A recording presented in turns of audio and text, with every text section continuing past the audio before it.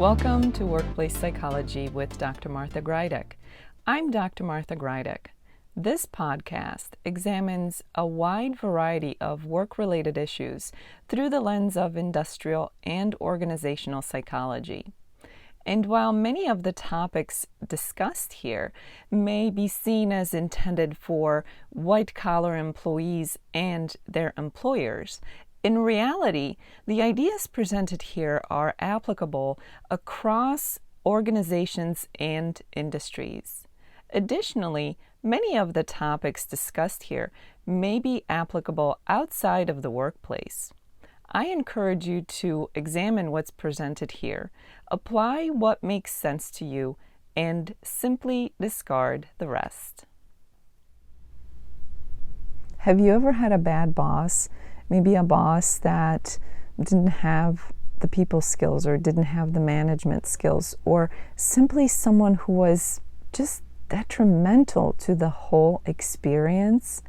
Maybe you're the boss and you're wondering if you're a good boss. Maybe you feel like you're struggling in that position. Maybe you feel like you don't have the skills or the training. Maybe you are that boss, the bad boss. Regardless of which side you're on, all of this brings up the question, why are there so many people who are in management positions that seem to be unfit for the job? A simple and straightforward answer to that is that many companies continue to engage in outdated selection and hiring processes when it comes to bringing on board management. You may be wondering, well, how does that happen? Well, it's quite simple and it goes way back. So some companies may promote someone from within. If that person has been with a company for long enough, they may end up being promoted to a management position simply because they've been there long enough. So they know the rules and the history and the procedures, but that doesn't mean that they know management, that they have management skills, that they have people skills, but they've been with a company for long enough, and that for many organizations is a qualifier to promote someone into a management position. If a company hires from outside, an external hire, that person, perhaps they've been in the industry for long enough. And similarly to hiring from within, if you've been there long enough, if you've been in the industry long enough, that gets you hired. Another one of these outdated hiring tactics, which is still used quite frequently today, pertains to sales and sales managers. People who tend to excel at sales at some point get hired to be a manager for a sales team. They may continue to be responsible for sales of their own, but now they're also responsible for a sales team. Or they're simply promoted to a manager's only position and they no longer have to worry about sales of their own. Whatever the situation is, again, we're looking at people who may or may not have management skills or the right kind of people skills for managing others, but because they excelled with sales, they were promoted to a management position. So these kinds of tactics, which are still used quite frequently in many companies across many industries, continue to potentially contribute to an issue with management that end up struggling in their respective positions.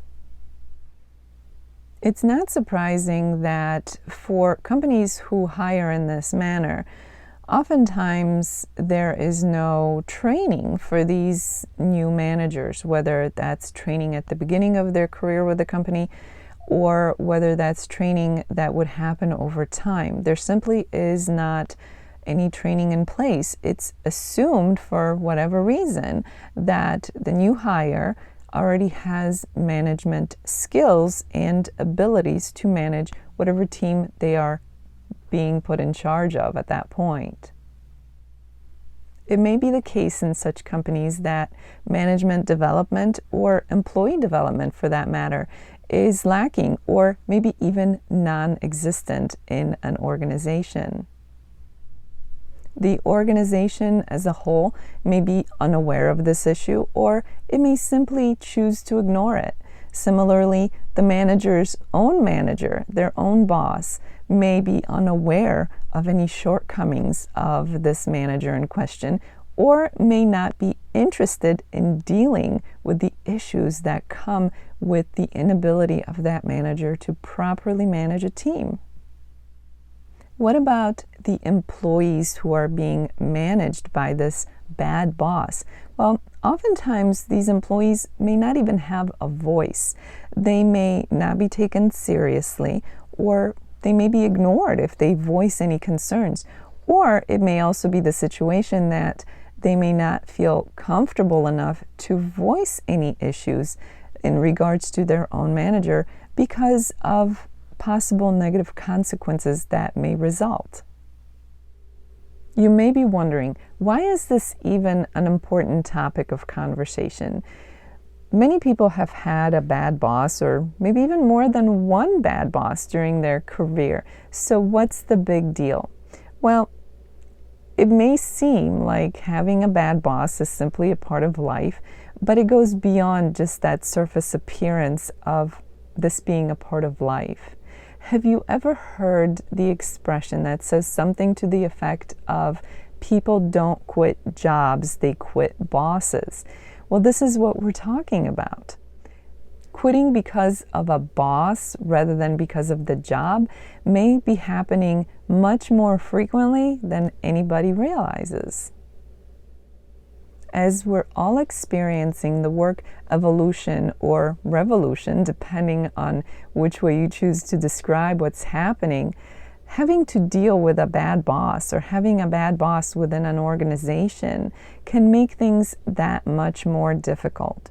You've probably heard of the Great Resignation, or something else that's called quiet quitting. Well, consider how much more important having a bad boss is when we consider it in that context. A bad boss can make an already challenging situation even worse. And it's important to remember that this affects not only the employees, but the organization as a whole. So whose responsibility is it to deal with a bad boss within an organization? Well, the simple answer is that it's everybody's responsibility. If you're an employee who is dealing with a bad boss, it really is up to you to take that into consideration and do something about it. Doing something about it means different things to different people. Sometimes the best action is inaction, so there's lots to consider here. But this is where some careful consideration and honesty come into play.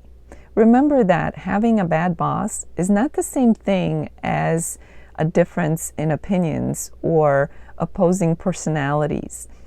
Two people may be very different from one another and may find it challenging to work with one another, but that doesn't mean that we're dealing with a bad boss.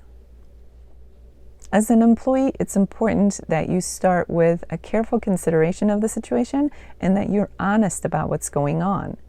Are you potentially contributing to the problem? How could you help the situation? Could you change your own behaviors or work on the quality of your work? Or could you consider your own perceptions of what's happening and adjust that to make the situation better? Alternatively, could you speak to someone else about the situation at hand, such as someone in the HR department? Whatever you do, this is the time to be considerate and professional and leave personal feelings out of the situation as much as you can. What about if you're a manager? Do you know whether or not you're a good manager? And this isn't about your ego. This is about the reality. How can you know whether or not you're doing a good job as a manager? Well, there's feedback, both direct and indirect. Direct feedback from your employees or from your own manager could be through things such as conversations or performance reviews or surveys. Indirect feedback could be things such as the behavior of your employees, their engagement, the quality of their work, and whether or not they are respectful towards you. Respect is different from people fearing you, so remember that that's a whole different issue altogether. You have to be brutally honest here, and it may take some hurt feelings or bruised egos in order for you to be real with yourself in terms of what kind of a job you're doing as a manager. And if you're someone who has other managers working for you, you have to know what they're like in terms of their performance. It's not something that you can ignore. It's your job to make sure that the managers working under you are doing a good job as managers.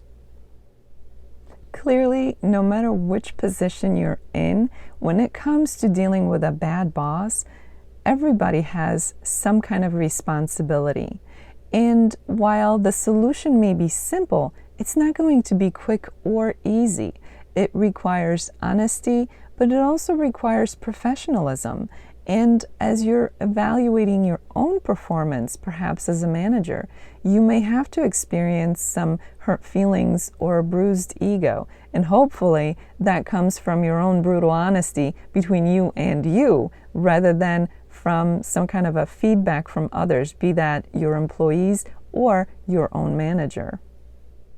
While this episode provided a general overview of the topic of bad bosses, the purpose of it was to highlight the topic.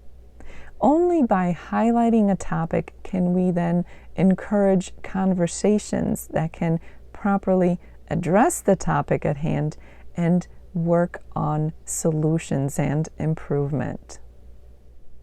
As this episode comes to an end, let's review what was discussed. Bad bosses seem to be a part of life, and many people have experienced one or maybe more than one bad boss during their career. The unfortunate reality is that many organizations engage outdated practices for selecting and hiring individuals for management positions. Oftentimes, managers receive no training, and it is assumed that they have management skills and the kinds of people skills that will make them successful in their jobs.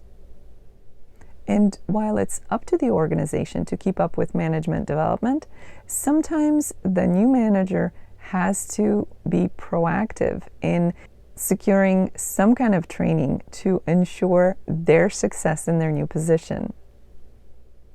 At the end of the day, whether you're the manager in question, the manager's manager, or the manager's employee, everybody has some responsibility to address the issue of a bad boss. It's important to start looking at the issue and recognizing it for what it is and being aware of what kind of damage it can cause, especially as we're all experiencing the work evolution or revolution, whichever you prefer. As the week unfolds, I invite you to examine your own situation. If you're someone who has a bad boss at work, consider what that means to you and what, if anything, you yourself can do about it. Is there something that you can do in terms of your own behaviors or your own perceptions or your own work quality? Or can you talk to someone, for example, someone in the HR department? If you are in management, it's important that you understand whether or not you are that boss. The last thing you probably want to be is the bad boss. I hope you don't want to be that. So it's time to be honest with yourself and take into consideration the feedback that you're getting from others, not only your own boss, but also those who work around you, those who work with you, those who work for you. What is their behavior like? What is their performance like? Are you respected or are you potentially even feared, which is a whole different issue? So what kind of boss are you and what can you do about it? If the company that you're working for is not proactive in terms of providing you with training on how to be a good manager, then it's up to you to seek out that training on your own behalf. And of course, an organization has the responsibility to understand what is going on with its workforce, and that includes their managers. So as an employer, you have to know how helpful or not helpful your managers really are. For those of you who are experiencing this podcast in an audio-only version, I invite you to check out my YouTube channel, where you can find the podcast in a video version. In addition to the podcast, you will find many different videos pertaining to stress management. So I encourage you to click on the link below and check out my YouTube channel. Thank you for joining me today. Please subscribe to this podcast. I look forward to seeing you here next time. Until then, I wish you joy and well-being.